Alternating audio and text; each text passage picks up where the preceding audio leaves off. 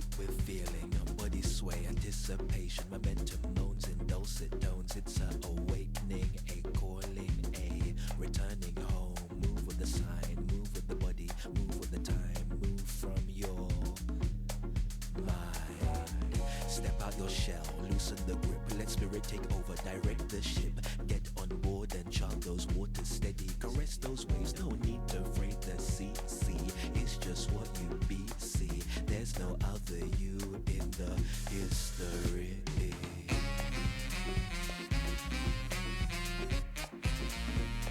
A future hope.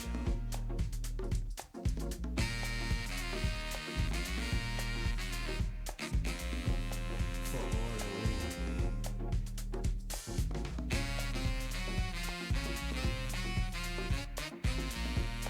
a future hope.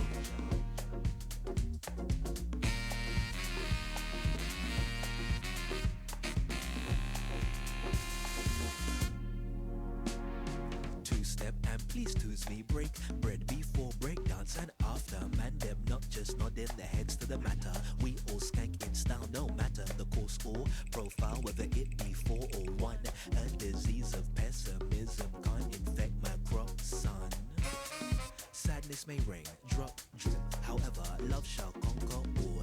We've been through this and that, and this and that before. Still we sit, still we stand, still we walk, still we crawl. We've been through this and that, but love shall conquer all.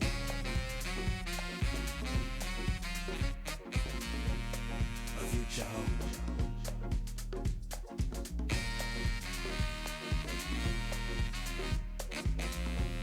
For all away.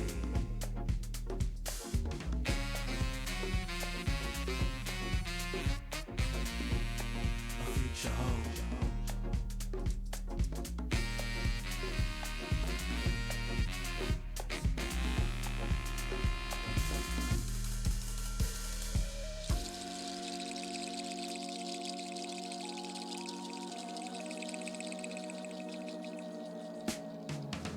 We'll all be blind, no sight, none can see, no, not tonight. Equal as that one dream, equal as all unseen.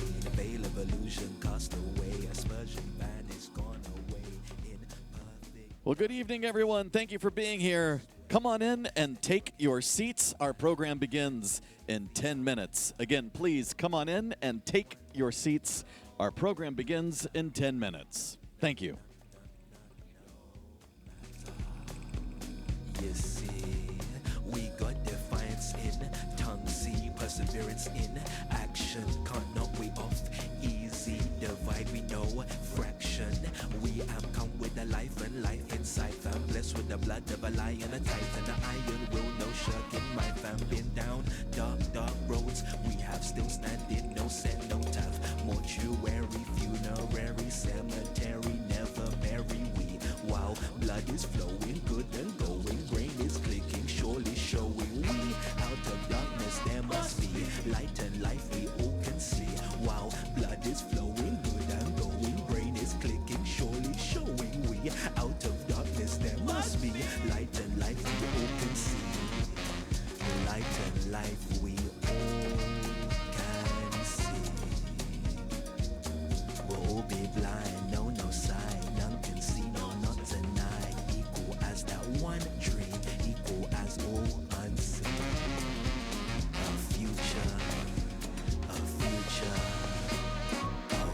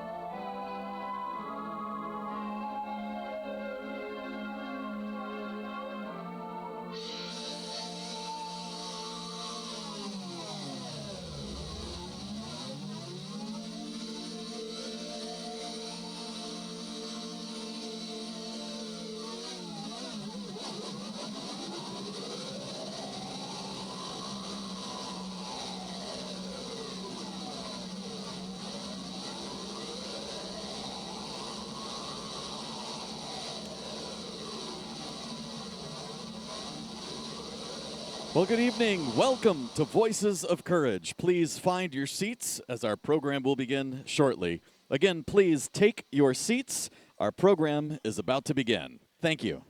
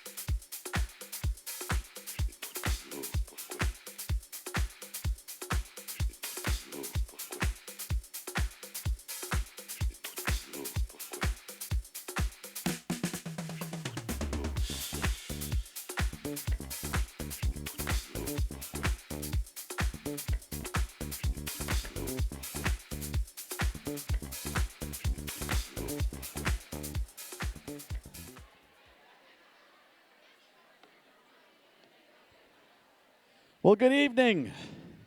It is time to get this program underway. Thank you to the one person clapping over here. I appreciate it. How's everybody doing? I love the energy in this room. Welcome to Voices of Courage 2025, benefiting physicians for reproductive health. My name is Fred Northup Jr. I am honored to be back here with you. This is my 8th year supporting this event. Who is here for the first time? Show of hands. Wow! Look at all these new people. How about a welcome to the new people joining us? Thank you for being here. New people, you should know that last year we started a tradition where every new person each gives $1 million. It's just a little thing we do. Thank you all so much for being here. We are going to get started, so without further ado, please take a look at the screen.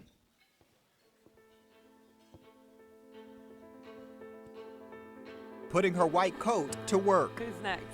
Outside of the exam room, Dr. Bridget Heisman joined 15 other physicians in West County Saturday to knock on doors and encourage residents to say yes to reproductive freedom. We are truly in the middle of a pregnancy health crisis that is rooted in a long history of structural violence and exclusion. Abortion bans have caused so much anxiety and uncertainty for both providers and patients. It's an impossible situation. Every case is different, and we have this law that threatens us with jail time.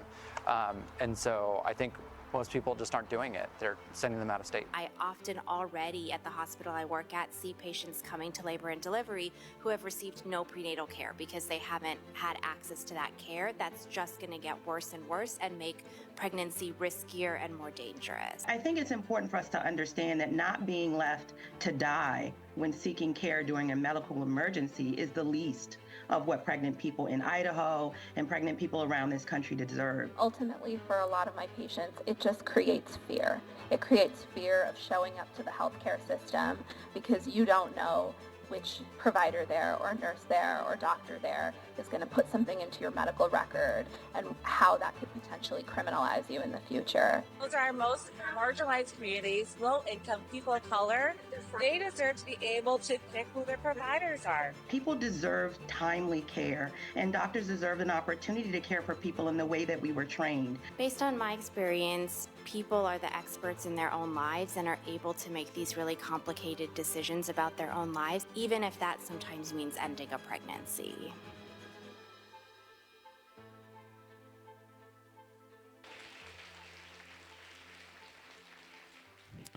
Well, as you can imagine, we have an incredible program for you both in the room and at home. Speaking of which, we are broadcasting live around the world. Everyone wave to the millions and millions of people watching. I'm told we're breaking the internet right now. Tonight, you're going to learn about how your donations fuel the critical work of PRH's powerful network of doctors. You'll learn how your generosity enables them to protect abortion access and how you are helping advance sexual and reproductive health, rights, and justice across this country amidst the ongoing threats from the current administration. The most powerful way that we can push back against the dangerous attacks on our rights and resources and democracy is to center and highlight the continued organizing and activism and care that our communities accomplish every day. So that's why we're here tonight. Together, we will honor two outstanding abortion providers, making an impact in their communities. And of course, we'll finish the evening with our good friend, the one and only John Oliver, who is back. In fact, because of John this year, one of you is going to win a pair of VIP tickets to a live taping of his show. Ooh. I like you're raising your hand. You're volunteering. Okay, we'll just do it. That'll save us a lot of time. But before John, of course, we hope that each of you will dig deep and help continue our community's work by making a meaningful donation during our Fund a Need. So, let's continue. I want to introduce two very important people who helped make this event possible, our event co-chairs, Dr. Chris Creatura, Leadership Training Academy class of 2011, and PRH board member Emily Zahn. Please welcome them.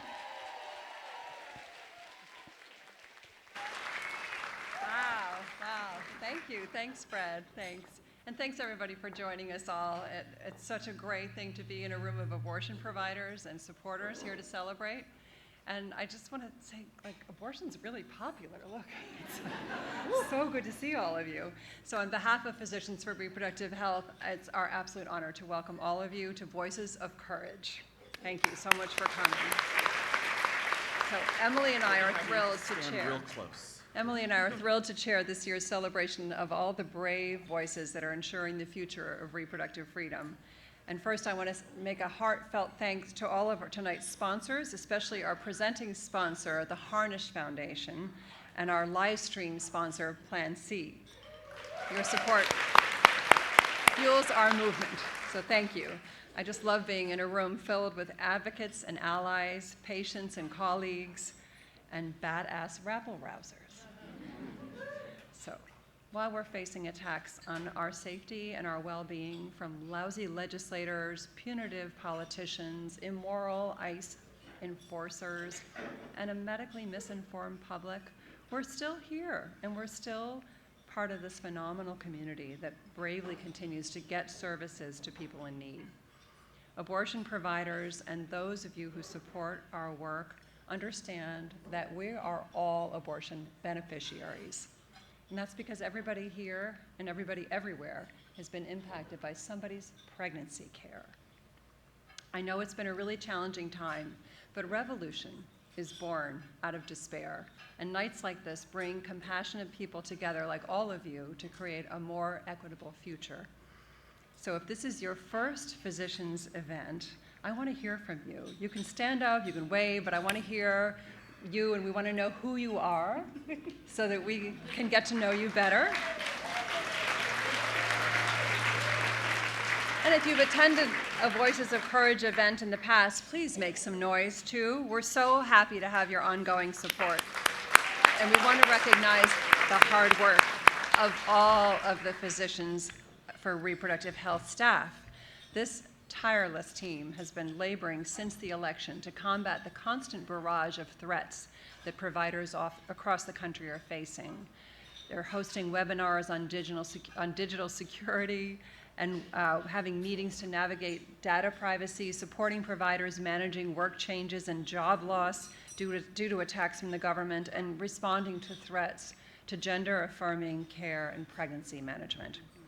The PRH staff are constantly crafting, should I say birthing, new methods to meet this moment. So I'm the oldest member of the LTA class of 2011, and I was able to find my people through this organization. And although I knew I would provide abortions before I became a physician, I found my stronger voice through the Leadership Training Academy Fellowship. Because we can't become what we can't see, and expanding our coven of dedicated truth tellers is essential to our survival and to all of yours. So if you're here tonight, you are a voice of courage.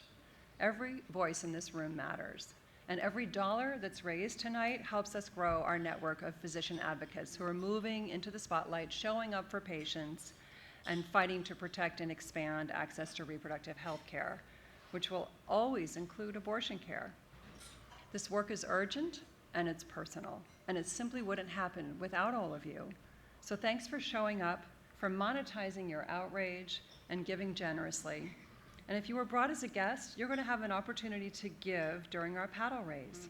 So I'm sure the honorees that you're going to meet tonight will convince you that supporting physicians is a most worthwhile investment.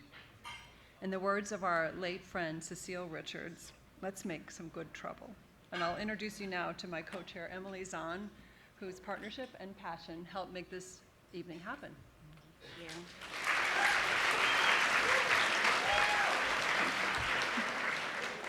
Hi, I'm Emily Zahn. I am a new board member, and I am so grateful to be here today. And thank you so much, Chris. I don't know where you went. And thank you all for joining us tonight and for being part of this vital moment. Your presence, both here in person and our friends who are virtual, means the world to us. We are grateful to be in community with each and every one of you, united by a shared belief in dignity, justice, and healthcare as a human right. We want to give a big shout out to Fred Northup Jr. We are so lucky to have you back here as our MC and auctioneer. You bring such heart and energy to this night every year. I don't know where he went, but. And now we want to take a moment to recognize the true heroes among us, the abortion providers.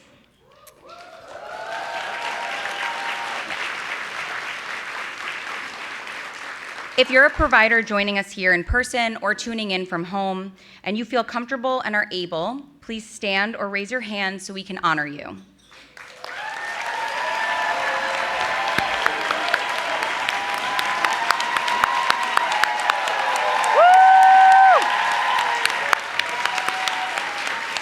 are all the backbone of this movement.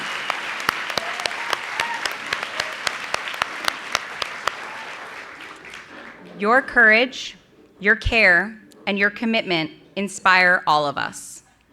You can do one more. And with that, it's my great pleasure to introduce a fierce leader and a trailblazer, an alum of PRH's Leadership Training Academy, and now the chair of our board of directors, Dr. Moetti.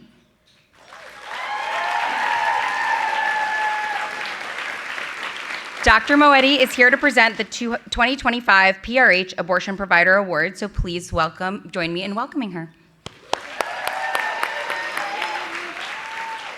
Hey y'all, hey! Okay, I'm reading off a phone and my eyes are getting worse, so we're gonna make it through this. So first, thank you so much everyone for being here.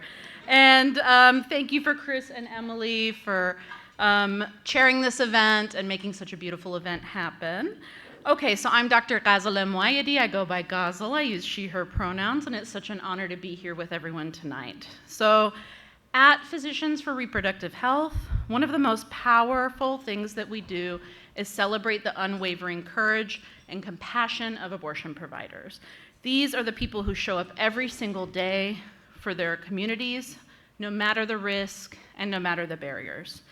And tonight, we're recognizing two extraordinary physicians who are delivering care in the face of relentless hostility, unimaginable political attacks, and just really some nonsense.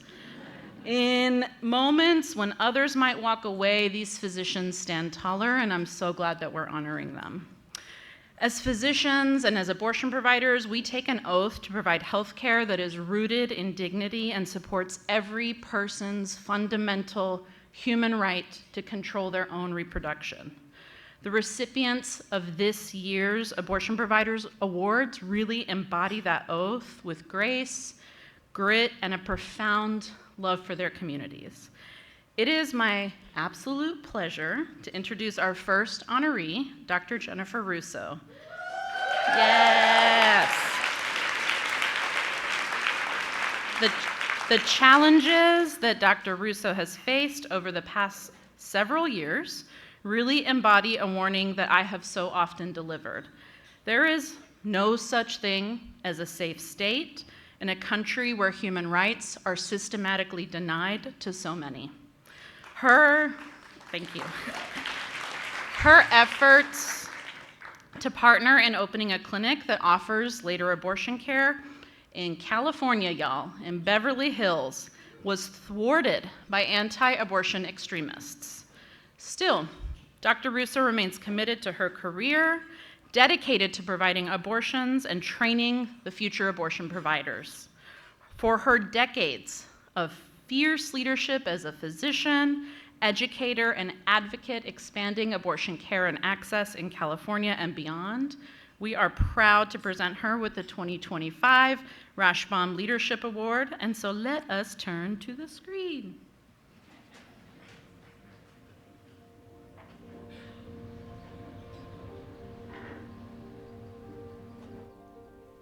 I'm Jen Russo. I am the Executive Director of DuPont Clinic Los Angeles. I'm also the Section Chief for Complex Family Planning, Gender Health, and Justice at Harbor UCLA Medical Center, and I'm the Medical Director for the Care 1-to-1 program at Los Angeles Department of Health Services. After college, I worked for an abortion clinic as a counselor, and really at that point, it was very eye-opening for me, the anti-abortion movement, the patients that we were taking care of and what they experienced. And it was also a place that I didn't really love, to be honest, and I thought I could be a better provider than the provider I was working for. I was the coordinator of Medical Students for Choice at my medical school at GW. Complacency and an active, vocal anti-choice movement have led us to where we are today, namely in a place of restricted but legal abortion care. After med school, I realized that I would prefer to be in California. And I was really drawn to the county at LA because I felt like the patient population was one that I was familiar with taking care of. Med school, I had done a lot of traveling in Central America and worked a lot in the medical setting with a population of people in Guatemala and Mexico. That really is the patient population at the county. Day to day, I work with residents seeing patients in clinic. I do didactics. I also coordinate a section around family planning, correctional medicine, substance use in medicine, and gender health. We really have a group of residents that are also very social justice oriented, so it's really gratifying. Especially in these times, I think the residents really value the education around abortion and know that it's special that they're in a place where they can train very freely and learn how to do second trimester abortion and complex contraception. A few years ago, probably about 5 years ago, I was in Washington, D.C. My friend Matt Reeves invited me to come see his clinic that he had just opened, and it just felt like the best place. Like, he really created a very patient-centered experience where patients had their own little living rooms where they would stay during their process. They had doulas that were assigned to them, and it was just incredibly empathetic and kind. At that time, I started saying to him, I think we should open one in LA. We looked at a place in Beverly Hills. We filed our business license, and so anti-abortion extremists found that information and came to the building and put flyers all over the building saying child abusers and murderers are coming to your building. We had framed it out, we had plumbing and electric installed, we were doing all the normal things. I got a phone call from a vice president at the company that owns the building saying that they were likely going to have to rescind our lease due to the problem that we were presenting. And I made the argument to her that it was not a problem that we were presenting, it was a problem from anti-abortion extremists. So we opted to move towards litigation. This is California. A beacon of light and hope when it comes to reproductive freedom across this country. It's a stark reminder that you don't have to be Texas or a red state to be a place where reproductive health care is under attack and threat. It can happen right here in California, unfortunately, so we must be vigilant.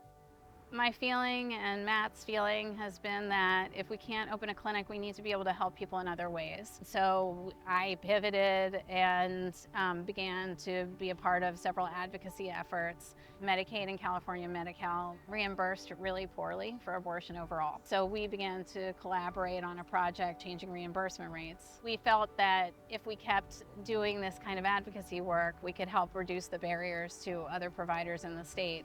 And hopefully this wouldn't happen to someone else.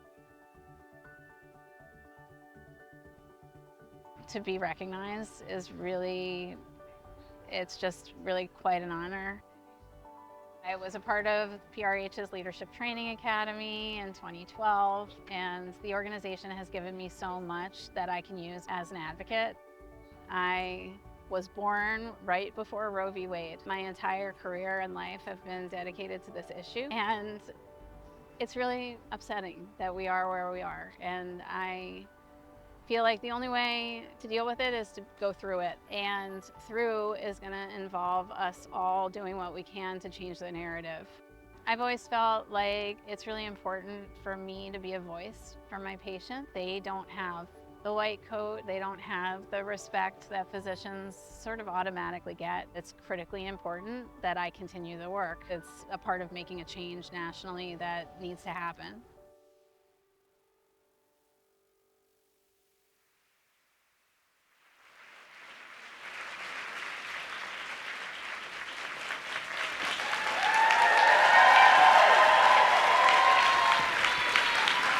Thank you. Y'all, this is intense. This is very intense for a doctor. I just want to thank you so much. Thank you, Dr. Morietti. Thank you to the selection committee for this extraordinary honor. Distinguished guests, colleagues, friends, family, your presence here tonight means more than I can adequately express. It's particularly meaningful to receive the William K. Rashbaum Leadership Award. Dr. Rashbaum was a pioneer in our field who provided compassionate abortion care in New York for over 3 decades. beginning in 1970 when abortion was first legalized in the state. Like me, he was Jewish, and in many ways his dedication to this work embodies a core Jewish principle of tikkun olam, which is Hebrew for repairing the world. When I think about what has driven me through my career, it's precisely this inheritance from Dr. Rashbaum and others like him. It's the belief that empathy drives repair. Our work shows us that every person faces their own struggles and is worthy of empathy and service. Like any belief system, Tikkun Olam is there to guide us because we require that guidance. We are humans, and humans are complex, flawed, and even cruel. We wouldn't need repair if we weren't. I come from a heritage guided by Tikkun Olam. My grandparents and their siblings left Russia as children, escaping death squads or pogroms, seeking a better life. The persecution they experienced created in them an understanding of the importance of fighting for justice. Subsequent generations included civil rights activists, carceral reformers, and feminists like me. It also included women who traveled out of the country for abortions before Roe. I was born just months before the Supreme Court decision. I'd love to say that I had an idyllic childhood, but I didn't. There were good times, but I also suffered from very damaging sexual abuse. Trauma echoes for decades and through generations, and I come to my work with a profound understanding that children should only come where they are wanted and can be safe. From the very first moment I stepped into an abortion clinic to work as a counselor at the age of 21, I dreamt of opening my own practice, a practice that could help people like me who had been through trauma and needed a place to find solace and empathy. When I first visited DuPont Clinic in Washington, D.C. in 2019, it felt like that practice. My friend and colleague, Matt Reeves, who's here with us tonight, had created an innovative and beautiful vision. DuPont Clinic reimagined what abortion care could be, a place where patients are treated with kindness and dignity. It doesn't seem radical, but when applied to later abortion, it truly is. In Los Angeles, Beverly Hills City Council members didn't respond to the stories of our patients or guide themselves by the principle of empathy and repair. In fact, they were cruel. Nevertheless, they continue to say that they support abortion rights. We have also one of our activists from Beverly Hills for Choice here with us tonight. We could write this off as being a lie, but I think it's more complicated. Later abortion as a concept contains so many truths that are challenging to reconcile. Where does the potential for life become life, for example? Does the state get to weigh in on that? Or is it a personal, moral, and ethical question? I'm not sure I even have all the answers. And while I think we've made progress in the national discussion of the issue, it hasn't happened fast enough. Do you know, though, who understands it clearly? Our patients. I took care of a patient whose husband died during her pregnancy, and it was clear to her that she couldn't parent a child while experiencing profound grief and without his support. Whether she was 8 weeks or 26, it wouldn't have mattered. To me, it's so easy to see that the potential parent determines the viability of their pregnancy. But today in the US, a fetus is infused with more value than a living, breathing person. I think that the person who abused me needed to dehumanize me to do what they did. We all tend to do this to ourselves and to others, even in this community. How do we repair this? I can only tell you what I have dedicated myself to. It's to be curious about what motivates people, to empathize with those motivations, and to then set a firm boundary around unacceptable behavior. I did that with my abuser, and we are doing that in Beverly Hills. As physicians, embracing empathy for our patients is a daily practice. Our movement and the world at large are at a tipping point. We need to name the dehumanization that we see. We cannot turn on each other any more than we can turn our back on our patients and their families. We are experts in empathy. We must be the experts who model humanization and repair. Thank you again for this award. As my peers, your praise is the most meaningful. It is truly a tremendous honor. Thank you so much.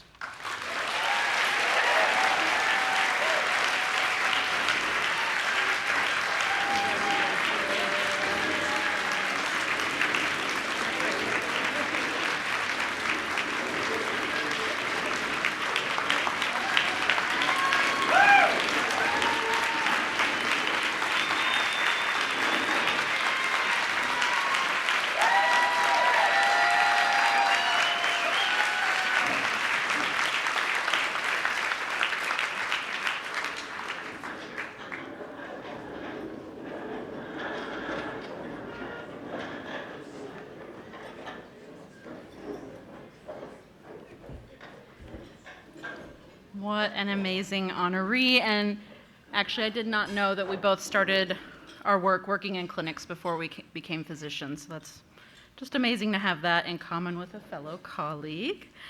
Okay, next.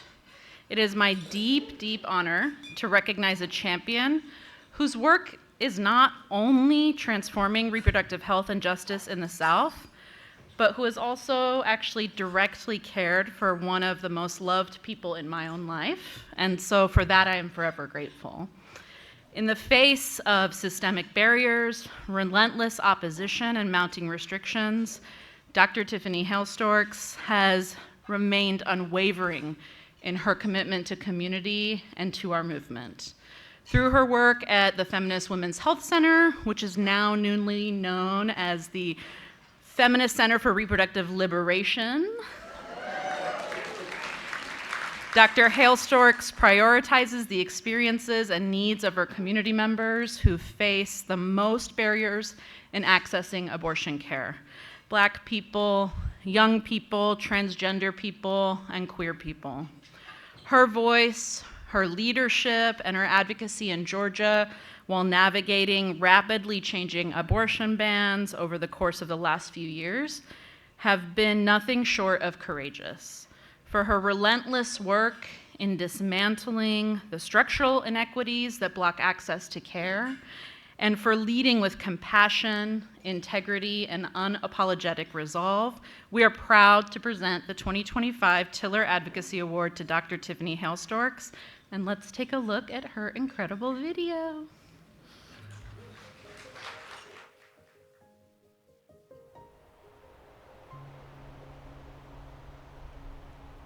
I'm Tiffany Hailstorks. I'm an OBGYN within the Department of Gynecology and Obstetrics at Emory University School of Medicine. I am the Division Director for Complex Family Planning. I also serve as the Medical Director of Abortion Services at Feminist Women's Health Center. I always wanted to be a doctor. I don't think I knew what specialty I wanted, but I knew that I wanted to help people and take care of people. And so from a really young age, I knew that I wanted to be a physician. I think my journey with complex family planning and abortion care began as a fourth-year medical student when I had the opportunity to do my fourth-year elective rotation at Planned Parenthood in Nashville, Tennessee. During residency, I provided abortion care, and then I sought fellowship, and it really opened my eyes to seeing how separate abortion care was from other parts of reproductive health care. And at the time I was like, why is this kind of such a separate thing? And so I think that solidified my commitment to providing comprehensive care that included abortion. Feminist has been a full circle moment for me because I started there as a fellow, and I am now the Medical Director of Abortion Services. They are a reproductive justice-based organization here in Atlanta. They do a lot of advocacy work and they provide clinical care. I have been there for almost 10 years now, which is so hard to believe because it feels like I started yesterday. We see a diverse patient population. It's really important to be able to offer the full scope of those services to patients so that certain things don't seem siloed. My advocacy initially, I think, kind of dealt with a lot of the day-to-day patient care and clinical work that I did. I saw the needs of the community. Our abortion ban has some exceptions. So I think it was really important to be able to get the messaging out there to patients, what those exceptions are. And for the ones that we aren't, we're able to help navigate the system to help them get to places that can provide care for them. I did LTA in 2018 to 2019, and it was my first experience doing advocacy on a more national scale. I felt like a lot of my advocacy prior to that was the day-to-day advocacy and me taking care of my patients or community-based advocacy. And so this was my first time doing things like op-eds or interviews. I feel like participating in the training gave me the confidence that I needed to be able to do these types of things. The Atlanta Reproductive Justice Commission came about in 2020 in response to an abortion ban that was presented in 2019 but did not pass at the time. They recognized the need to protect abortion access in the city of Atlanta. We specifically worked with the mayor's office to offer recommendations with state legislatures to help write different resolutions that help protect abortion access as well as other reproductive health services. When I found out, I was actually on vacation for my birthday, and I received a text message from a friend and colleague and found out, and I was just thrilled and honored to be amongst people that have been honored for this award. A lot of these people I look up to. It's also really nice to just be recognized by your community and your colleagues for the work that you do. So for physicians that want to be an advocate, evaluate what you've done so far. Sometimes you've done more advocacy than what you think. The day-to-day things you may do as a physician on behalf of your patient, your participation in different organizations within your community can be a source of advocacy. Creating partnerships can be a source of advocacy. And so being able to recognize some of the work that you've done and the impact that it's had, and then just start from there. And you know, you can start small and expand, but just get started.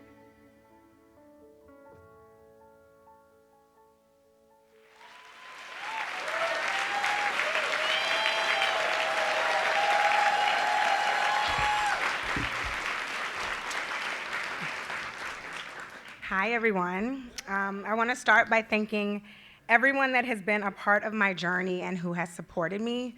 First and foremost, my parents who are here tonight. For always being there for me and believing in me. I'd also like to thank my partner who's also here tonight. I still remember our first date. I was like, do you know about reproductive justice? What is your stance on abortion? Like, I had to know, and then he's still here, so it worked out. I'd also like to thank my work family at Emory who's watching online. We do a lot of tough work in Georgia, and we are a work family and we get the job done. And I just want to thank them for showing up every day and for being committed. Also, my work crew at Feminist, they are doing great work. It is a Black-led reproductive justice organization, and it's been a full circle moment. Yes, kudos to them. It's been a full circle moment to start there as a fellow and then now be the medical director of abortion services. So it's just been great. Next, I'd like to thank my PRH crew, especially Taylor Rose. I feel like I can't even see her out there, but yes, for nominating me. And Dr. Perritt, I met her when I was a young resident, trying to decide what I was gonna do with my life. And she was like, go to fellowship. And I was like, yes, I'm gonna do it. And so as you can see from the video that we just played, we are doing a lot in Georgia, even with the restrictive abortion ban. We will continue to do the work. We will continue to show up for our patients. And I just want to thank everyone tonight for celebrating us and all that we do. It does feel great to be recognized for all of our hard work, and we're going to continue to do the important work and show up. Thank you.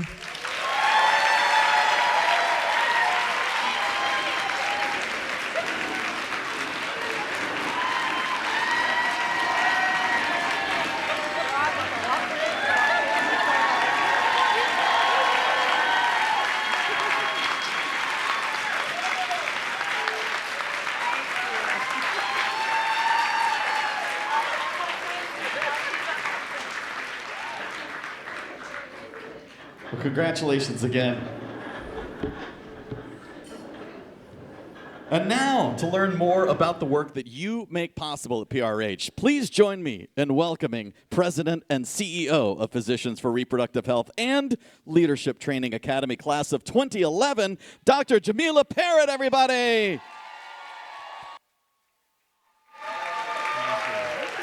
Thank you. I was so engrossed, I forgot I was back. Oh my goodness. Good evening, everybody. Thank you so much for that introduction, and thank you to all of you for joining here in person, for everybody that's joining us online. I look around the room and I see so many amazing people doing transformative work in your own communities and just well beyond. As you heard, my name is Dr. Jamila Perritt. I use she, her pronouns. In addition to being a board-certified complex family planning fellowship trained OBGYN, I've also had the distinct honor of serving as the president and CEO of Physicians for Reproductive Health since 2020.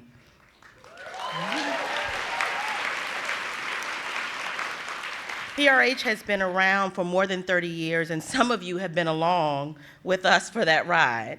And although I've not been in this role for quite that long, I was just born yesterday, I have been in relationship with PRH for some time. And in fact, I participated, as you heard, in our Leadership Training Academy back in 2011. And I like to joke that I just hung around long enough that they finally gave in and gave me a job. As I prepared my remarks for this evening, I really reflected on my time in the LTA and the impact that it had on me, on my life, and on my career. And just as I always knew that I wanted to be a doctor when I grew up, I also knew that doctoring would never be enough. I knew I had to do more than just take care of the person directly in front of me if I wanted to make a difference, to change the material conditions of those I cared for and cared about in my community. I knew that as long as systemic inequity was the platform upon which our care rested, no amount of health and healing would be enough to keep my community safe, to keep us well. Some of you know that I grew up in Washington, D.C., where I live and practice now. And I think as a kid growing up in the nation's capital, the seat of the federal government, I felt that if I could just get downtown, if I could talk to those folks who were making the laws, explain to them the harm they were doing, the pain they were causing, that would be the difference our community needed. I believed then, and I still believe now, that this too is part of what it means to be a doctor. Yes, I'm a doctor by training, but I'm an advocate and an activist by birth. And I know that I'm a better doctor and a better advocate because I'm both.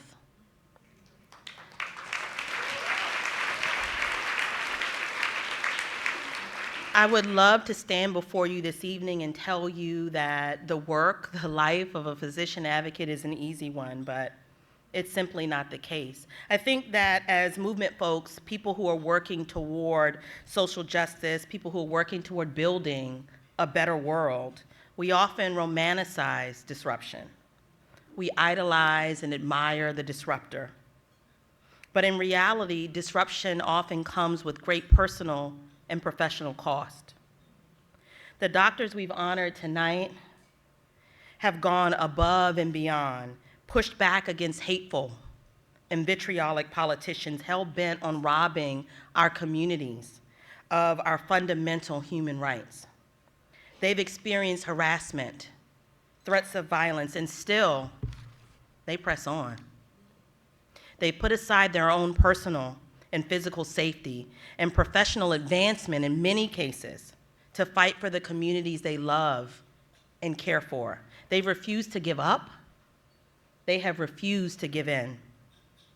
In moments of uncertainty, people look to trusted voices like physicians, and so many of the doctors that are in the room tonight for medical expertise and scientific evidence to counter the lies that are being peddled by those working to limit our agency and our autonomy. I'm grateful to the more than 500 plus doctors that we have trained through our LTA program and the hundreds more that my amazing PRH staff supports every day, who continue to fight for us all. They fight the calls for us to be smaller, afraid, quiet. They refuse to participate in the destruction of their communities and of themselves. They demand a world in which we all get to be free.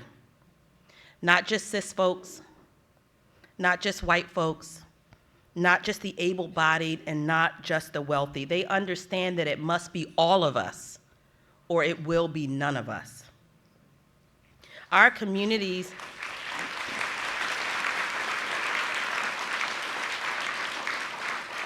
Our communities are resilient and we are resourceful despite ongoing and increasingly escalated assaults on reproductive rights, mass incarceration, ICE raids in hospitals, family separation, attacks on gender-affirming care, defunding of medical and scientific research. They press on.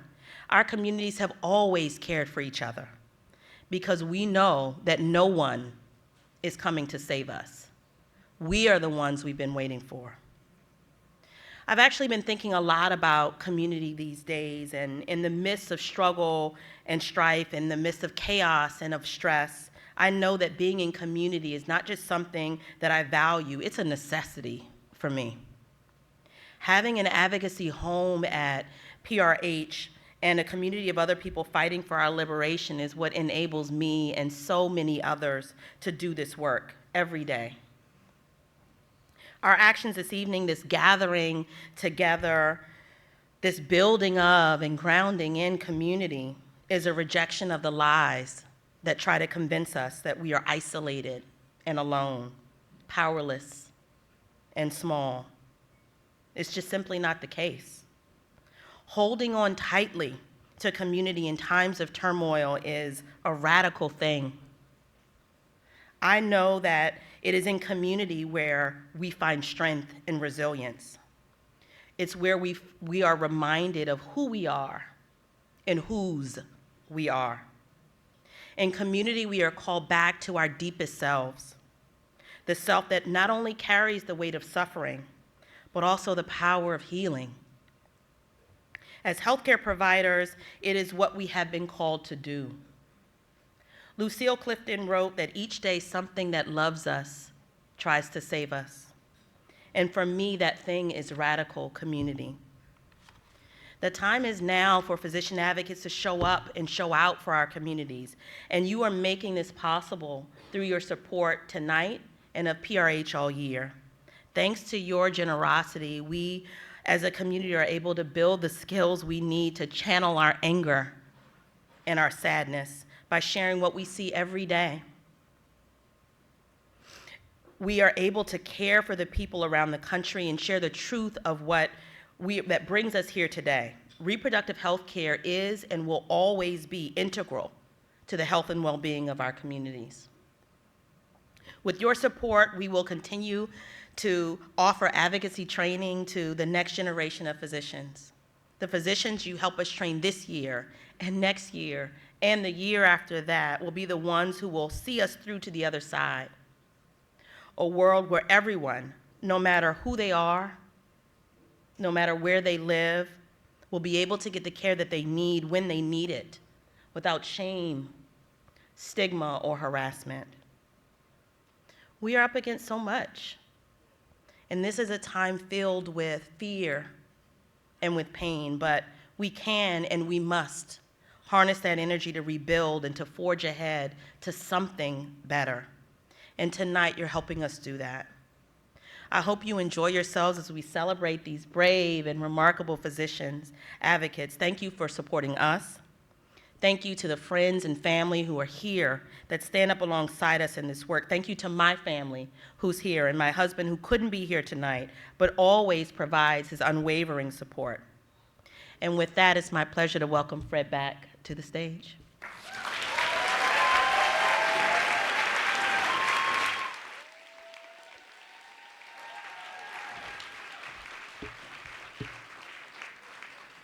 All right, friends, this is our moment right now. This is your moment to stand up, to raise your hand, to invest in the future that we all believe in. So remember, when you raise your bid card right now, you're not just giving. You are literally building a future where everyone, no matter where they live or what they earn or who they are, can access the reproductive health care they need. So here's how it works. If you're joining us online, you can check the chat on Crowdcast for instructions on how to give. If you are here with us in the room, look at the back of your program. If you haven't already, that is your bid number that you will proudly raise up. We have a bold goal right now to raise $150,000, and we know this community can do it. And guess what? We are already off to a phenomenal start. We want to say thank you to Mindy and John Gray, who are giving a lead gift of $50,000. Let's give them a big round of applause.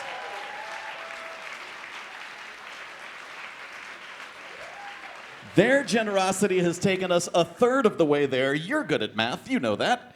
The rest of us can make up the back $100,000. So I'm going to start at a big number. We're going to work our way down. We are confident there is a level that works for everyone in this room, but we just hope that you will dig deep because as all of us know, this is incredibly urgent and important work that we're doing right now. We need to show these physicians fighting every day that we've got their backs.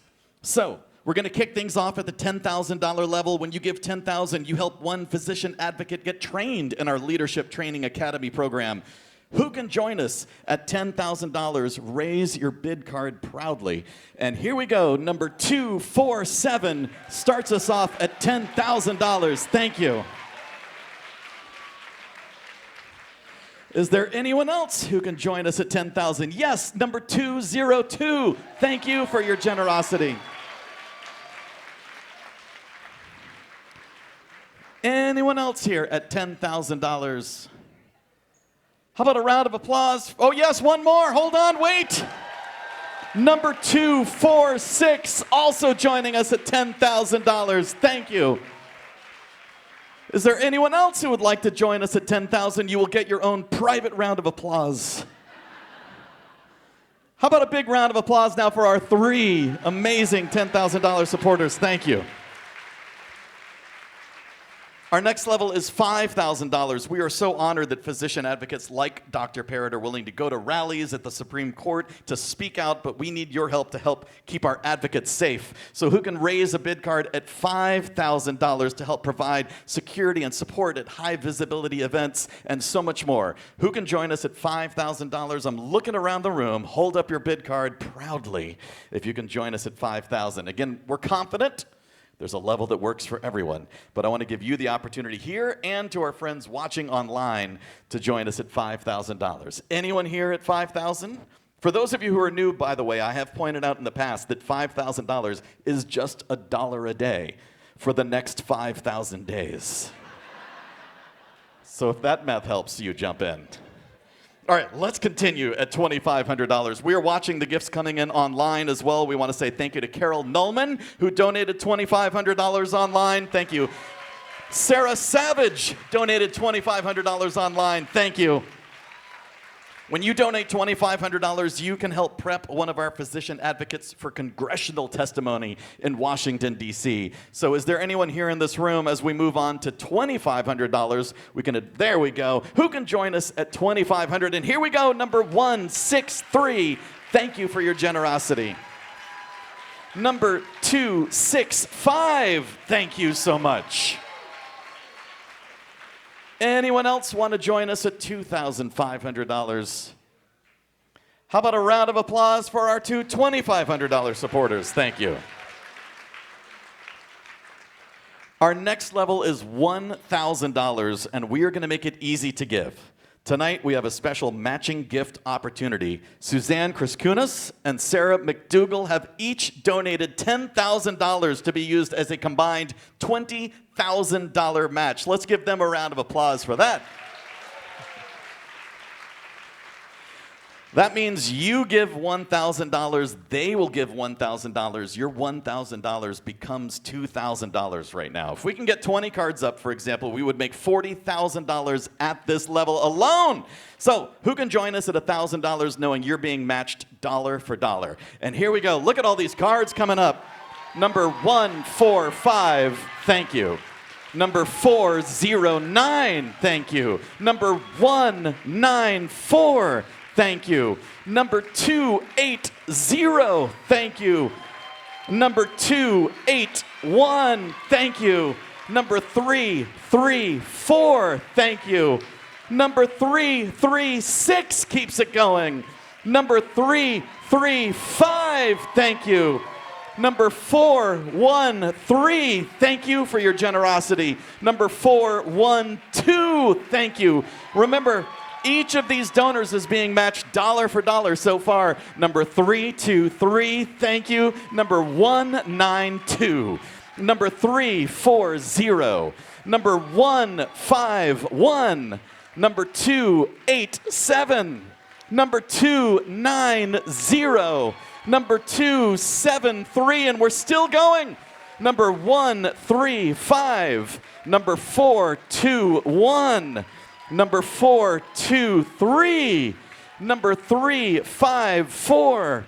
Number 352. Number 118. Number 349. Anyone else want to join us at $1,000? We needed 20 bid cards up to meet our challenge, and we just had 24 people donate $1,000. Amazing. Let's keep it going at $500, just over $1 a day, $500. One thing you can help prepare: a physician advocate for breaking news media interviews on primetime television. We know how important it is for experts to share with the rest of the country what is at stake when cruel bans on abortion care and trans care go into effect. So who can help us prepare our advocates and donate $500? Again, just over $1 a day. And here we go. Number 420, thank you and congratulations. Number 392. Number 385. Number 200, thank you. 190.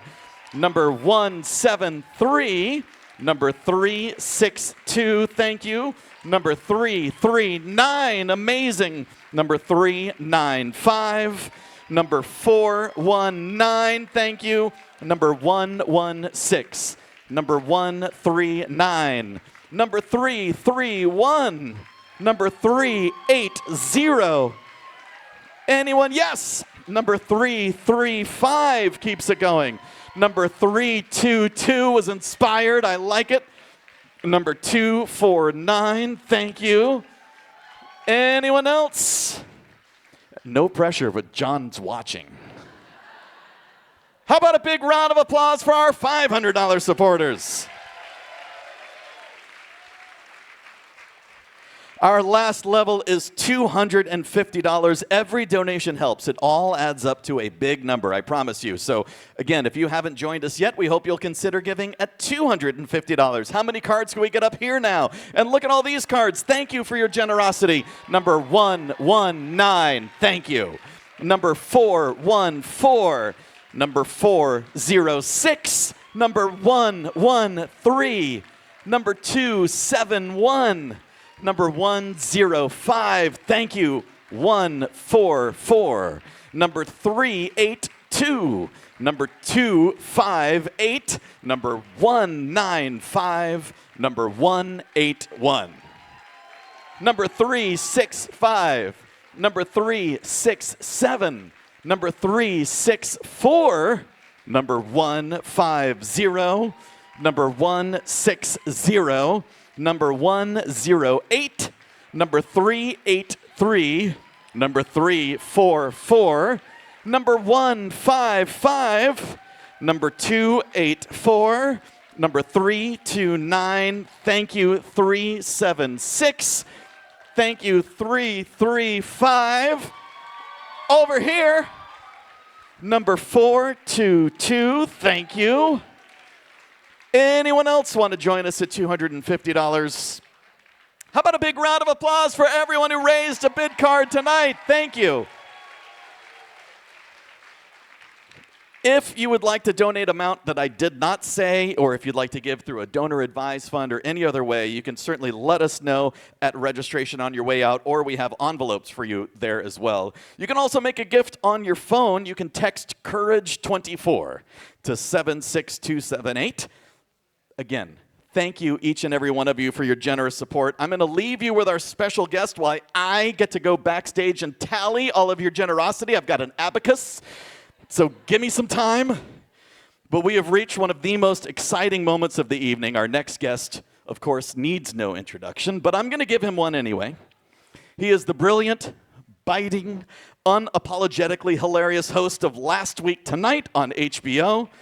He has taken on big tobacco, shady televangelists, the Supreme Court, and a lot of politicians who I'm guessing are not in the room tonight. Am I right? Just looking around, okay. So, we're going to give a huge Voices of Courage welcome to the one and only John. But first, John is helping us raise a little more money. I promised that someone would win 2 VIP tickets to see Last Week Tonight live, an incredible once-in-a-lifetime opportunity. That's going to happen for only $100. If you win, you will get priority seating, a behind-the-scenes peek, and maybe, just maybe, you'll end up as a punchline in next week's episode. We can't promise that part, but... So here's how it works. If you want to have VIP tickets to see John Oliver Last Week Tonight, hand in your bid card right now for $100. We'll charge you just an extra $100, and then every bid card that gets turned in, you're going to be entered. And then John himself is going to pull out of a bag, a mysterious bag, one of these bid cards. So again, if you want to enter, it's only $100. Just turn in your bid card. It's a final investment in the work of PRH. You know how important this work is. Take a chance. For $100, you might win VIP tickets. So again, turn in your bid cards right now. Our volunteers are coming around the room. That is your entry into the drawing. And we are going to draw from the bag of your bid cards. Someone's going to get to see John Oliver tape his show. We're going to give you a moment to pass out your programs. Then John will do the honors of pulling a winner. Our goal, of course, is always 100% participation. So if you haven't given yet, this is your chance. By the way, this bag that we're bringing out, all of you have bags on the back of your chairs. Please bring home those bags. Those bags are our gift to you. So the bags hanging on your chair are for you. John is watching who does not turn in their program, by the way. If you still have your program, you will have to answer to John. So if you want to win VIP tickets, just turn in your program, and then volunteers, we can all add them right into the bag that's here on the stage. So yes, if you'd bring those programs here, volunteers, bring those programs if there are any more. Thank you to everybody who participated. Is there anyone else who wants to turn in their program for $100 to win 2 VIP tickets? All right, now we're going to do it for real. Please welcome to the stage John Oliver, everybody! Fred, ladies and gentlemen, Fred. John, you get to make someone's dream come true. You once in a lifetime opportunity. You Once in a- oversold this so much. We literally do 30 of them a year. That's what I did say. Once in their lifetime, John. I'm referring specifically to these lifetimes. So do I pull out any number? It's your call. Okay. 336. 336. Right over there. They're jumping up and down like she's seeing the Beatles. For a 1 in 30 annual opportunity. Everyone, welcome John Oliver. Congratulations. Thank you, Fred. Fred, ladies and gentlemen, Fred. What a thrill it is. Oh, please don't get your hopes up too high. I will warn you that we did an auction like this a few months ago for a group of immigration lawyers. They came 2 weeks ago, and the topic was deportations. So it could backfire. I'm looking forward to seeing you. We'll try and make it fun. One more round of applause for Fred, ladies and gentlemen. As the world gets darker, there are a few things that make me happier than hearing Fred say numbers. Like the Count from Sesame Street, but for good, not education, not evil. It is such a thrill. Also, I see him every year in his bow tie. The one thing I can rely on each year is seeing Fred in his bow tie, like James Bond or an infectious disease doctor. It is an absolute thrill to be back with you in this wine cave on the West Side Highway, where we all make it past very dangerous joggers. I was very nearly hit twice, and honestly, if that's the way I died, I don't know if I could have that many complaints. How did John Oliver die? He was hit by a jogger while trying to attend an abortion benefit. That sounds right. That sounds right. At least he died the way he lived. Thank you so much for having me. I'm afraid I have to leave quickly because I have a sick wife and 2 sick children at home. It sounds like typhoid is passing through my apartment right now. I could not be that. If I get home and I literally see the ghost of Florence Nightingale walking through my apartment, I will say to her, the sound was right, the century is wrong, but I'm glad you're here. I really, really appreciate you being here for this. One of my favorite organizations, one of my favorite evenings of the night. And I do not like having to leave early at all, especially because the first benefit I ever did when I moved to New York was a benefit, and it was a disaster. I bombed at that gig, and it was all Paul Simon's fault. Let me quickly explain. Paul Simon was on at the event, and I was very excited. I'd never heard him sing before. This was 2006, and I don't know why I thought it was important for you to know the dates, but we're all about the numbers in here. I was really excited, and so I turned up early, and they said, oh, one thing before you go on, Paul Simon would like to go on before you, if it's okay. And I said, oh, I'm not sure that it is okay, because he's Paul Simon, and I'm not going to be him, and people are so excited to hear him sing. I feel like once he's finished, the evening is going to be functionally over. People will not need to hear from me then. And they went, well, he's asked specifically because he's hungry and he wants to get to dinner a little bit earlier. And so I didn't feel like I could say no. And I thought to myself, what's the worst that could happen? And I was about to find out. Because Paul Simon went out and he sang 2 songs. The second was Hello Darkness, My Old Friend. Beautiful, beautiful song. You could hear tears, sobs from the audience, audible. I could hear sobbing from behind me. And a stagehand put his hand on my shoulder, and I remember he whispered in my ear, "You can't follow this."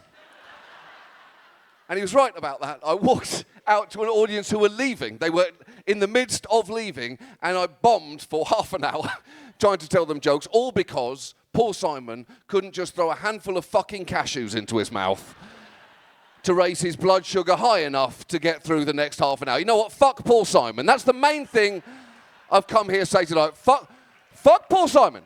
You know who would never pull a move like that? Garfunkel. So, I know things are very bleak in the world at the moment.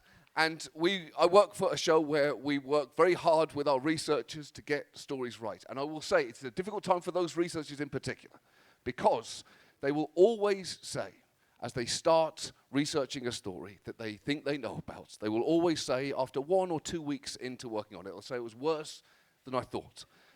This is very, very depressing to me.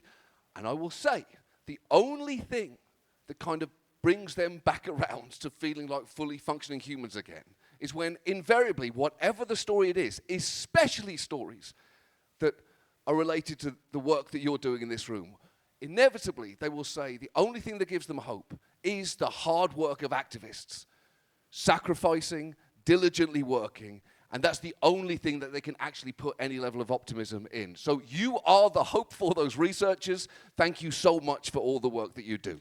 I know, as a comedian, I'm almost allergic to sincerity, and I cannot tell you how much I admire the work that you do here this evening. I'm so glad it's being celebrated. I have one very silly thought to try and help us get through, life. At times of darkness, I think it's even more important to cherish the things that give us the most joy. For some people, that's as simple as watching a sunset or listening to the laughter of a child. Both of those things are fine. They don't work for me anymore, but I'm not here to yuck your yum. I will say, I personally have found genuinely the thing that brings me the most consistent happiness in my life nowadays is watching bad things happen to billionaires. And all bad things, by the way, from small petty mishaps all the way up to mid-range physical harm, it all works for me. I've come to realize I think I'm at my happiest whenever Elon Musk is sad. Now, so it's not been a great year for me so far, although I think it might be about to get better. Anytime that man looks sad, I think that something good might be happening somewhere in the world. Genuinely one of the happiest periods of my life over the last few years, which have not been great, as you know, was the first 36 hours after he started rolling out his $8 blue check verification system on Twitter. Because I would argue that 36 hours brought out the best in humanity. Instantly, without talking about it as a collective, people just started buying the accounts of companies, getting them verified, and then tweeting from those now verified company accounts. I knew something beautiful was unfolding when I saw a verified account for Pepsi simply tweet out, "Coke is better." I saw that and thought to myself, well, well, well. It appears a game is afoot, and we're all about to become players in it. I then saw a verified account for Nintendo simply tweet out an image of Mario flipping the bird at everyone. At this point, these were first thought jokes, though. The low-hanging fruit was being gorged upon. We had not yet elevated the art form of corporate fuckery that we were engaging in. Then I saw this tweet from a verified account for the banana producer Chiquita, which just read, "We've just overthrown the government of Brazil." Then they waited for 4 minutes, the perfect unit of time, to build suspense, and then issued a follow-up tweet saying, "We apologize to those that have received a misleading message from a fake Chiquita account. We have not overthrown a government since 1954. Come on! What is not to like about that? A piece of corporate fuckery that forces us all to learn some Guatemalan history in the process? That's humanity healing itself. And thankfully, just before the whole debacle was shut down, there was just time to see this tweet from a verified account for Tesla, which read, "We will be offering 10,000 vehicles to support the Ukrainian military. Our cars are the most explosive devices on the market." My faith in human nature has taken a pounding over the last 10 years, and that went a significant way to bring some of it back. Watching bad things happen to billionaires is a simple human pleasure that you should not deny yourselves. Does it make you a good person? No, it actively does not do that. Does it make you a happier person? I believe it does. Does that make you a better person? As a result, how could it not so treat yourself? Now, when Jeff Bezos blasted himself into space last year, not when he sent Gayle King to the moon recently, that's different. When Jeff Bezos blasted himself into space, I watched that rocket launch live. And the reason I did that was, there's a part of me, not a part of me I'm proud of, but from that response, a part of me that at least 60% of the people in this room share, so I will not be judged by you. You just told on yourselves. There's a part of me that did kind of want his rocket to explode. Now, I didn't want him to die. I actively did not want him to die. I wanted him to be disappointed. I wanted him not to get something that he felt entitled to. I wanted his rocket to break up and him just to float down with a parachute in failure. Just so we could all see him being sad. And maybe an Amazon delivery driver who was having to urinate into a water bottle as there was no time to go to the bathroom could just look up and say, "What's that up there? Is that Jeff in his stupid space cowboy hat? Is he having a bad day? Good, I'm allowed to like this." I realised in looking up at this, all the times that I've told that joke, I've never had like almost a starlit sky in the room above me here. So thank you so much to the City Winery for that. So thank you so much for all the work that you're doing. Please donate as much as you can. Thank you for donating what you have. We will try and make it a fun show, not about abortion, but that is a promise I will break so fucking quick.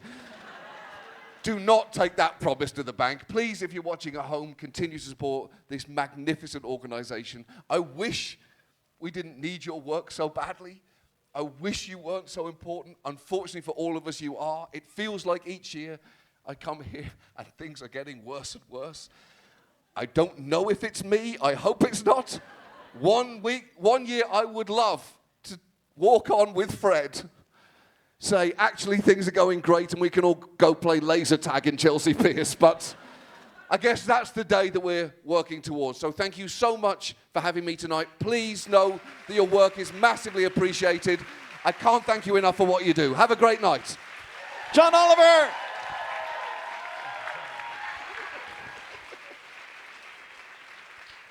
And while we're applauding John, let's keep our applause going for the awards committee, our volunteers, the board, the staff. Thank you for making tonight possible. As John said, if you haven't made your gift yet, please do that right now before you leave for the night, either through the envelopes outside, or again, you could text COURAGE25. We've updated it to 76278 to make a gift online. Otherwise, feel free to utilize the donation cards again at registration. If you work for a company that will match your charitable giving, please make sure that happens as well. Friends, my name is Fred Northup Jr. It's been my honor to be back with you. On behalf of everyone at PRH, thank you for your support. Give yourselves a round of applause for the important work we did and our awardees tonight. Thank you, everybody. Have a great evening. Thank you.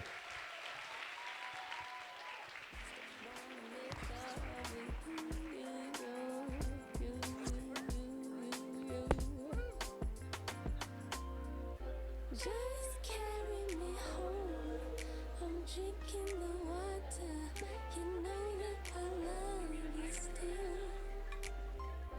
Just carry